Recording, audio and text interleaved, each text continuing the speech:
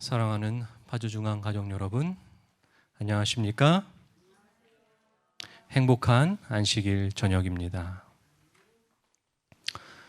우리 서옥순 집사님의 기도를 통해서 우리가 예배 설교 시작하기 전에 나눈 한 찬양이 우리의 삶에 큰 위로가 될 수 있음을 느끼게 됩니다.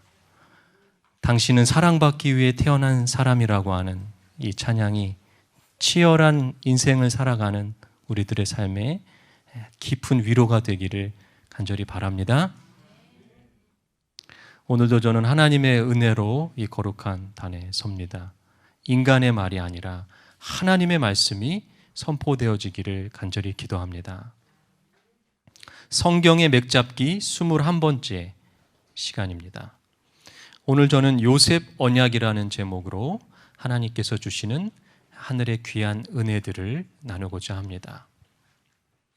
우리는 지금 성경의 중요한 부분들을 언약의 관점으로 바라보는 설교를 나누고 있습니다. 지난 시간에 창세기에 나오는 야곱의 이야기를 언약의 관점으로 바라보는 시간을 가졌죠. 오늘은 이어서 요셉의 이야기를 언약의 관점으로 바라보도록 하겠습니다. 우리가 너무나도 잘 아는 이 요셉의 이야기가 언약의 관점으로 보게 될 때 놀랍게도 완전히 다른 이야기가 되는 여러분들 오늘 경험을 하게 되실 겁니다. 창세기 37장 3절의 말씀을 제가 읽겠습니다. 요셉은 노년에 얻은 아들이므로 이스라엘이 여러 아들보다 그를 깊이 사랑하여 위하여 채색 옷을 지었더니. 지난 시간에 야곱은 우여곡절 끝에 장자가 되었다고 말씀드렸어요. 부모 형제 이별하고 타향살이 처가살이 하는 아픔이 있었죠. 그러나 언약에 굉장히 신실한 사람이었어요. 언약의 뜻을 이루기 위해, 하나님의 나라를 이루기 위하여 정말 최선을 다한 사람이었어요. 그래서 야곱은 이제 자신의 아들 중에서 누구에게 언약을 계승할 것인지 굉장히 신경을 쓰는 것입니다. 그 가운데 야곱은 12아들 가운데에서 사랑하는 아내, 노년에 얻은 라헬의 소생인 요셉을 더 깊이 사랑하였습니다. 그리고 그에게 채색 옷을 입힙니다. 그런데 여러분, 여기서 이상한 부분이 있어요. 채색 옷을 한번 입혔다고 해서 그 형들이 그렇게까지 흥분하면서 아무리 배다른 동생이지만 죽이려고 한 사실을 여러분들은 이해가 되십니까? 여러분 어떻게 생각하세요? 이것을 우리가 언약의 관점으로 보지 않으면 절대 이해가 되지 않습니다. 영감의 글은 이렇게 말합니다. 일반적으로 고귀한 사람들이 입는 그런 값진 겉옷, 곧 무릎까지 내려오는 외투를 요셉에게 준 아버지의 무분별한 선물은 그들에게 그의 편애에 대한 또 하나의 증거가 되었고, 그것은 야곱이 장자를 제쳐놓고 장자의 상속권을 라헬의 아들에게 주려고 한다는 의심을 불러일으켰다. 이 장면이 중요한 거예요. 여러분, 이 채색 옷은요, 그냥 좋은 옷, 비싼 옷의 차원이 아니었어요. 매우 특별한 의미가 담겨 있는데, 그 당시에 채색 옷은 왕이나 우두머리가 입는, 지도자가 입는 옷이었어요. 특별히 가정에서는 장자, 언약의 계승자만 입을 수 있는 옷이 채색 옷이었어요. 그러니까 형들의 입장에서 봤을 때에 아버지가 10명의 형들을 제쳐놓고 11번째 아들에게 지금 장자의 상속권을 주려 한다라고 하는 의심을 불러일으킨 것입니다. 이 옷 하나 때문에. 자, 이제 형들이 왜 그렇게 흥분했는지 이해가 되시죠? 여기에다가 이제 요셉이 더 기름을 부은 사건이 일어나는데, 바로 요셉이 꿈을 꾸는데요. 2번 꿈을 꾸는데, 한 번은 요셉의 단에 형들의 단이 절을 하는 거예요. 다른 꿈은 해와 달과 별들이 요셉에게 절을 하는 거예요. 이 꿈의 이야기를 듣고 요셉의 형들은 더 흥분하기 시작했어요. 특별히 두 번째 꿈, 11형제들뿐만 아니라 해와 달과 같은 아버지와 어머니도 이 요셉에게 절한다라고 하는 것은 요셉이 더 뛰어난 언약의 계승자가 될 것이라고 하는 내용이기 때문에 이 꿈의 이야기를 들은 순간 형들은 분노하는 것입니다. 분노. 이것이 다른 사람을 죽이게, 형제를 죽이게끔 만드는 그러한 일이 된 거예요. 얼마나 분노했으면. 영감의 글은 이렇게 말합니다. 사단은 이 백성을 유혹하여 멸망시키기 위하여 즉시 올무를 놓기 시작했다. 야곱의 자녀들은 이방인과 혼인 계약을 맺고 그들의 우상을 섬기도록 유혹을 받았다. 그러나 요셉은 하나님께 충실하였다. 그의 충성은 참 신앙에 대한 계속적인 증거였다. 사단이 요셉의 형들의 질투심을 이용하여 그를 이방 땅에 노예로 팔리게 만든 것은 이 빛을 꺼버리기 위함이었다. 여러분, 요셉이 꾼 그 꿈은 하나님이 주신 것이 분명합니다. 야곱도 이 야곱의 엄마 리브가에게 태중의 이 아이가 있을 때에 하나님이 언약의 장자를 둘째 아들로 지목해 주신 것처럼 하나님이 야곱 이후에 언약을 계승할 아들을 직접 꿈으로 보여주셨는데 요셉임을 지목하신 거예요. 하지만 요셉의 형들은 이 사실을 인정하고 싶지 않았어요. 마치 이삭이 왜 자기에게 하나님께서 말씀하지 않고 여자인 아내인 리브가에게 그 언약을 이야기했는지에 대하여 믿으려고 하지 않았죠. 이삭의 교만함 때문이었어요. 근데 똑같아요. 이 아들들도 이 사실을, 이 꿈을 절대 인정하고 싶지 않았어요. 그래서 사단이 그 형들의 마음속에 들어가서 요셉을 이제 제거하려고 하는 일이 벌어지는 것입니다. 사단은 어떻게든 하나님의 나라를 막아야 되기 때문에 요셉을 없애버리면 하나님의 계획이 완전히 망가질 거라고 생각한 거예요. 요셉의 형들의 모습을 보세요. 이방 여인과 결혼하고 우상을 섬기고 세상의 부도덕함에 빠져있는 형제들이었어요. 오직 요셉만이 하나님의 언약과 율법에 충성한 사람이었어요. 그렇기 때문에 야곱이 요셉을 선택한 것이 결코 아니에요. 하나님께서 요셉을 선택하실 수밖에 없었어요. 그것을 꿈으로 보여주신 거야. 요셉에게 보여주신 꿈이 바로 요셉을 언약의 계승자로 선택할 것이라고 하는 하나님의 언약이 담겨져 있는 것입니다. 사단은 이제 그것을 막으려고 한 거야. 그 이후에 요셉의 이야기를 우리는 너무나도 잘 알고 있습니다. 마치 이삭이 리브가의 꿈을 믿지 못하고 자신의 뜻대로 에서를, 큰아들을 장자로 삼으려고 한 것처럼 요셉의 형들도 이 하나님의 이 꿈을 믿으려고 하지 않고 요셉을 없애버리려고 했어요. 그러나 하나님은 야곱을 우여곡절 끝에 언약의 계승자로 만드신 것처럼 요셉도 똑같이 요셉의 삶을 이끄셨어요. 애굽에 가서까지 요셉이 언약의 계승자가 될 수 있도록 하신 거예요. 자, 42장 11절입니다. 우리는 다 한 사람의 아들들로서 확실한 자들이니 당신의 종들은 정탐꾼이 아니니이다. 자, 이 장면은요, 시간이 흘러서 창세기 42장에 가게 되면 가나안의 흉년이 들어서 요셉의 형들이 애굽으로 양식을 사러 오게 됩니다. 20여 년 만에 형제가 상봉하는데 요셉인 줄 몰랐죠. 몰랐습니다. 형들은 몰랐어요. 이때 요셉이 형들을 시험하기 위해서 베냐민이 보이지 않았기 때문에 형들을 정탐꾼으로 몰아세운 다음에 베냐민을 데리고 오라고 이야기했어요. 그런데 여기에서 이 형들이 자신들을 뭐라고 소개하냐면 우리는 확실한 자들입니다라고 소개했어요. 자, 이 확실한 자라고 하는 이 단어를 영어 성경으로 보면 정직한 자라고 번역을 했어요. 형들은 스스로를 확실하고 정직한 자라고 지금 소개하고 있는 것입니다. 근데 요셉이 그 사실을 믿을 수 있을까요? 믿을 수 없어요. 요셉에게 한 일들을 너무나도 잘 알고 그리고 형들의 모습을 같이 살면서 너무나도 잘 봤기 때문에 이 말을 믿을 수가 없어요. 그래서 요셉은 형들을 시험할 필요가 있었어요. 그래서 시므온을 인질로 감옥에 가두고 돌아가서 베냐민을 데려오라고 위협을 했습니다. 왜냐하면 이렇게 어려운 순간에 사람의 진짜 모습이 나오기 때문에 그래요. 요셉은 그것을 너무나도 잘 알고 있었어요. 그래서 이렇게 어려운 순간을 일부러 만드는 거예요. 43장 28절입니다.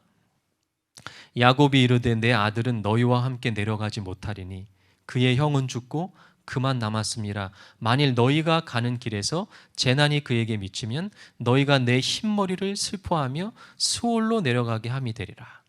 자, 형들이 베냐민을 데려오기 위해서 야곱에게 갔는데 그러한 이들에게 야곱이 뭐라고 말했는지가 중요해요. 야곱은 하나도 변한 게 없어요. 지난 20여 년 동안 편애의 대상이 요셉에서 베냐민으로 바뀐 것뿐이에요. 똑같이 지금 베냐민을 편애하고 있어요. 그런데 여기서 중요한 사실은요, 이 형들이 이러한 야곱의 편애를 또다시 듣고 어떻게 반응했느냐가 중요한 거예요. 요셉의 편애 때에는 흥분하고 분노해서 요셉을 죽이려고 했던 이 형들이 어떻게 바뀌었느냐가 중요한 거예요. 여러분, 과연 이 형들은 달라졌을까요? 37절입니다. 르우벤이 말합니다. 내가 그를 아버지께로 데리고 오지 아니하거든 내 두 아들을 죽이소서. 그를 내 손에 맡기소서. 내가 그를, 여기서 그는 베냐민이죠. 베냐민을 꼭 아버지께로 데리고 오겠습니다. 여러분, 르우벤이 어떻게 변했나요? 베냐민을 데리고 애굽으로 가야만 양식을 구할 수 있다는 것을 자세히 설명한 다음에 야곱을 설득하기 위해서 어떤 조건을 거냐면 자신의 사랑하는 두 아들까지 희생하겠다라고 말하고 있어요. 여러분, 사람이 이렇게 변할 수 있나요? 정말 놀라운 일입니다. 르우벤은 절대 이런 사람이 아니에요. 자, 유다가 이렇게 이야기합니다. 저 아이를 나와 함께 보내시면 우리가 곧 가리니 그러면 우리와 아버지와 우리 어린 아이들이 다 살고 죽지 아니하리이다. 내가 그를 위하여 담보가 되오리니. 이 담보가 중요한 단어예요. 여러분, 담보하면 뭐가 떠오르셔야 돼요?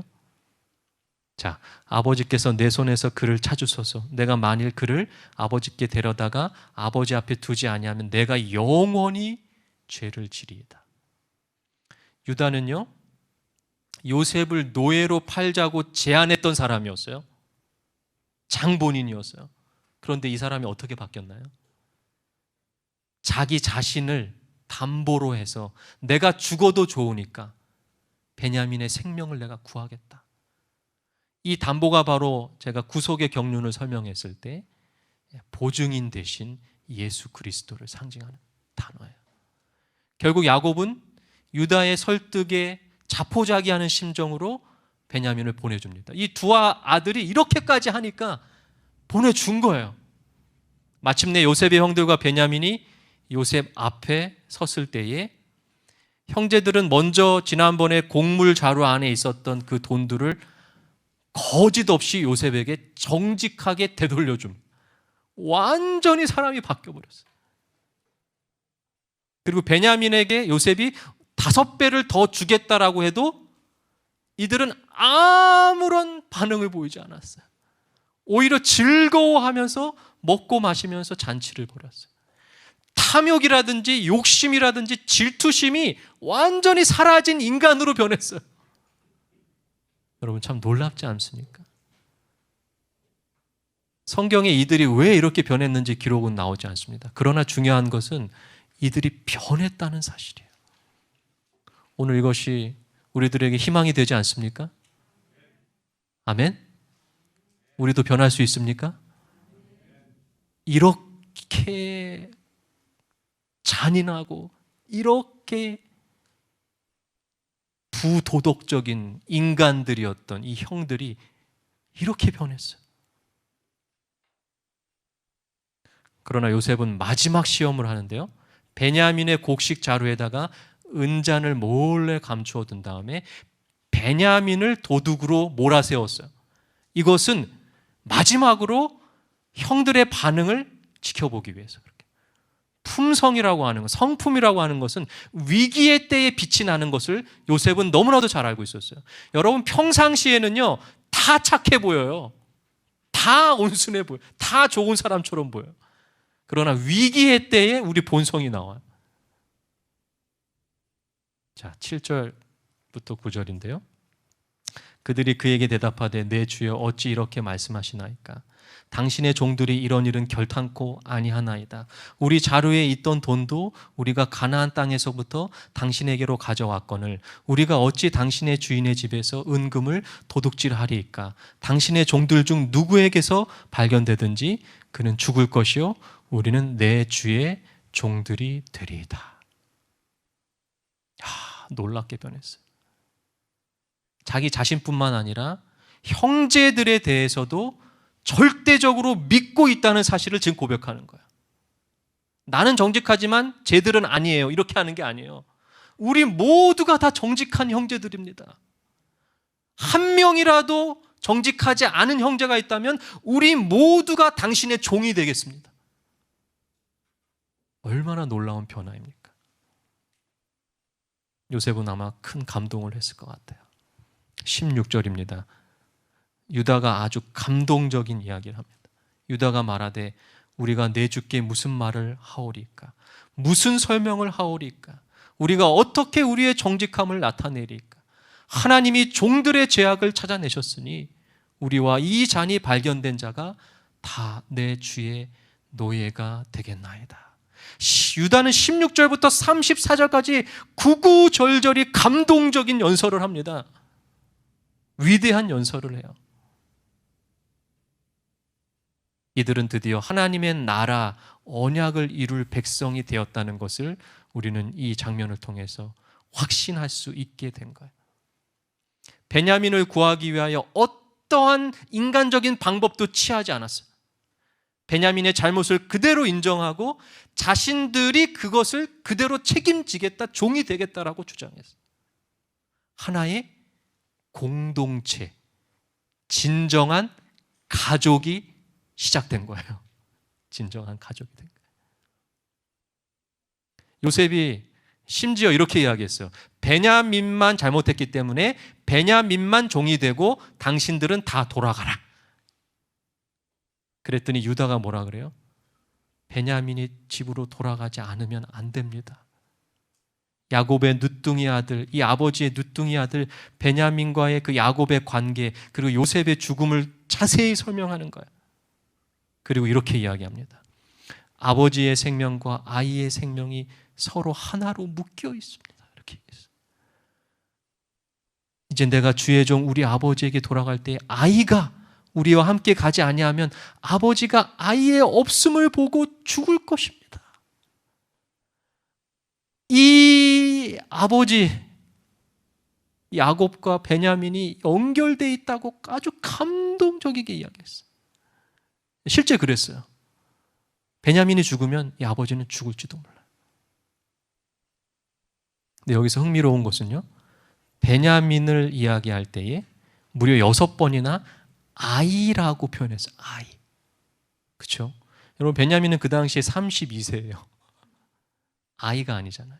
왜 유다가 이렇게 표현했을까? 성인인데.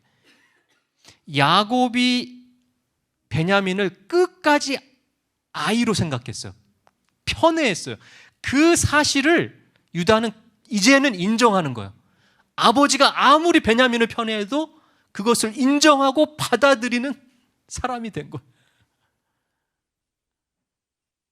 주의 종이 내 아버지에게 아이를 담보하기를 내 아버지께로 데리고 돌아오지 아니하면 영영이 아버지께 죄 짐을 지리이다 하였사오니 이제 주의 종으로 그 아이를 대신하여 머물러 있어 내 주의 종이 되게 하시고 그 아이는 그의 형제들과 함께 올려보내달라.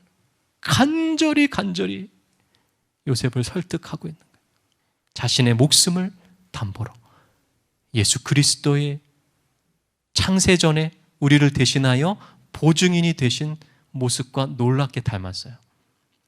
여러분, 여기서 우리는 아주 중요한 사실을 알게 되는데요. 요셉이 언약의 계승자인데 왜 예수님은 요셉의 후손으로 태어나지 않고 유다의 후손으로 태어났을까요? 저는 이 사실을 언약을 배우지 않았을 때는 이해를 할 수가 없었어요. 요셉이 정통 언약의 계승자인데 왜 예수님은 유다의 후손으로 태어나셨나요? 지금 이 장면 때문에 그런 거예요.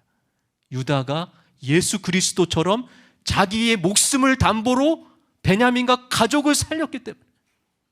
아멘?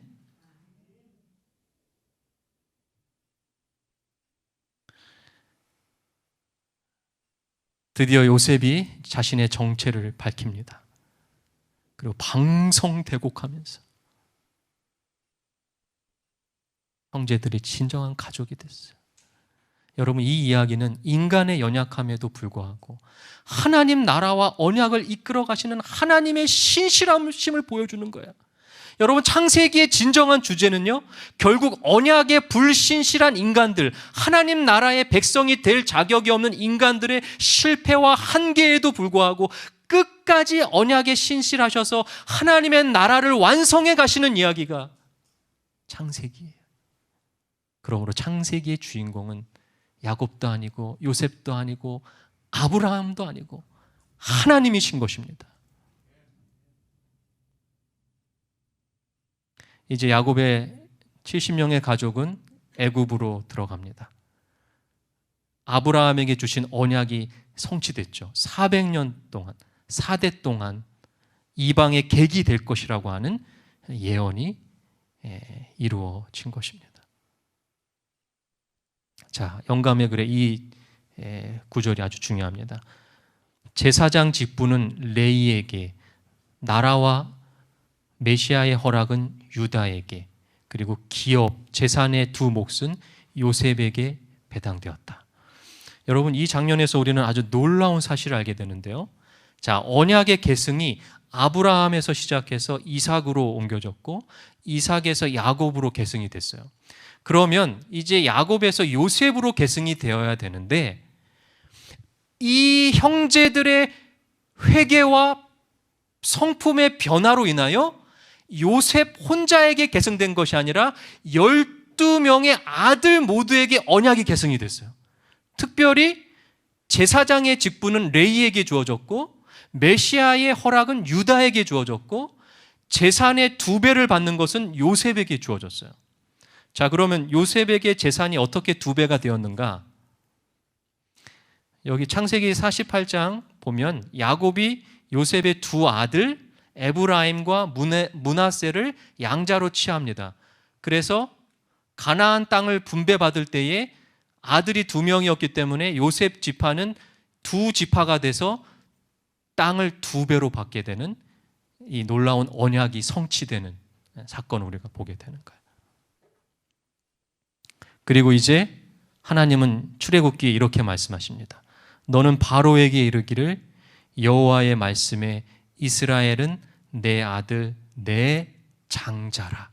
자, 이제 언약이 장자의 계승이 한 인간에게 개인에게 주어지는 것이 아니라 요셉 때부터 이제 12 아들 그리고 이제 이 애굽에서 400년 동안 있으면서 나라를 이루면서 애굽에서 나올 때 이것이 12지파가 됩니다. 그러면서 이스라엘 자체가 언약의 백성이 되는 시작이 이루어지게 되는 거예요. 참 놀랍죠? 하나님의 언약의 계승이 이제 한 개인이 아니라 한 나라로, 이스라엘이라고 하는 나라로 확장되는 것을 오늘 우리는 바라보게 되는 것입니다. 자, 시간이 다 돼서 마무리하겠습니다. 오늘 정리를 해보겠습니다. 오늘 가장 중요한 사실이에요. 인간의 연약함에도 불구하고 하나님 나라와 언약을 이끌어 가시는 하나님의 신실하심을 우리는 보게 되는 거예요. 창세기의 주제는 결국 언약의 불신실한 인간들, 하나님 나라의 백성 될 자격이 없는 인간들의 실패와 한계에도 불구하고 끝까지 언약에 신실하셔서 하나님의 나라를 완성해 가시는 하나님의 이야기입니다. 창세기의 주인공은 바로 요셉이 아니라 야곱이 아니라 아브라함이 아니라 하나님이심을 여러분 기억하게 되시기를 간절히 바랍니다. 아멘. 말씀의 은혜를 나누는 시간을 갖도록 하겠습니다. 여러분, 말씀의 은혜를 나누실 때에 원하지 않는 분들은, 불편하신 분들은 하지 않으셔도 됩니다. 그러나 하실 수 있으면 하는 것이 훨씬 여러분들의 신앙에 참 좋습니다. 우리 3명씩 4명씩 그룹을 만드셔서 말씀의 은혜를 나누도록 하겠습니다. 우리 첫 번째 사람에게 한 2분 정도, 두 번째 사람에게 또 2분, 그래서 약 6분 동안 말씀의 은혜를 나누겠습니다. 우리 용기 내셔서 자리를 좀 이동하셔서 좀 새로운 사람하고 한번 해보시기 바랍니다. 자, 2분 시작하도록 하겠습니다.